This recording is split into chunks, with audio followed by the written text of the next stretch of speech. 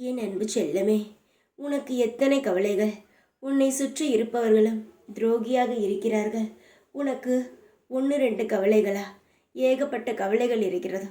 யாரையாவது நம்பி எந்த ஒரு வேலையாவது செய்து முன்னேறி விடுவோம் என்று நினைத்தால் கூட அவர்களும் உனக்கு பின்பு துரோகம்தான் செய்கிறார்கள்.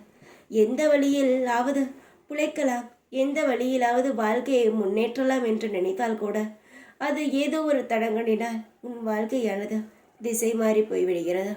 என்ன செய்வது என்பது புரியாமல் தவிக்கிறாய். நான் சொல்வது சரியா? நான் சொல்வது அனைத்தும் சரியாகத்தான் இருக்கும். என்னுடைய தங்கமே, உன் வாழ்க்கையில் எந்த ஒரு பாதையும் அழகாகத்தான் இருக்கிறது. அதை நீ மறந்து விடாதே. உன் வாழ்க்கை ஒன்றும் அழகான வாழ்க்கை இல்லை என்று நினைக்காதே. அழகான வாழ்க்கைதான். காலங்கள் நேரங்களும் உன்னை சுற்றி இருக்கும் கிரகங்களும் உனக்கு இப்பேற்பட்ட வேதனையையும் மன கஷ்டத்தையும் தருகிறது. எல்லாம் அந்த கிரகம் செய்யும் வேலை மட்டுமே தான்.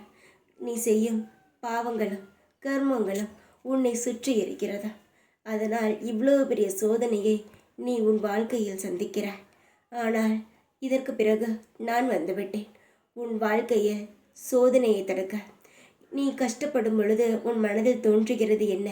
சாயை நம்பலாமா வேண்டாமா என்று தானே. தாராளமாக நீ என்னை நம்பலாம். நீ என்னை நம்பினாலும் சரி, நம்பாவிட்டாலும் சரி, உன் வாழ்க்கையில் நான் செய்ய போவதை செய்யத்தான் போகிறேன். அதை யாராலும் தடுக்க முடியாது. ஏனென்றால் நீ எப்பொழுது முதல் முறை என்னை தேடி வந்து உன்னுடைய அனைத்து கஷ்டங்களையும் என் காலடியில் போட்டு ஒப்படைத்தாயோ அப்பொழுதே நான் முடிவெடுத்து விட்டேன்.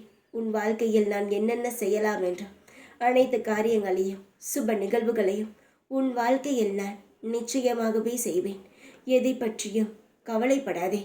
உன் வாழ்க்கையை நல்ல சுபத்துவமாக அமைத்து தர, உன் வாழ்க்கையில் அனைத்து செல்வங்களையும் உனக்கு தர அந்த குபேரனையே உன் வீட்டில் வந்து அமர வைப்பது என்னுடைய பொறுப்பு. நிம்மதியாக இரு, எல்லாம் உனக்கு கிடைக்கும். ஓம் சாய்ராம்.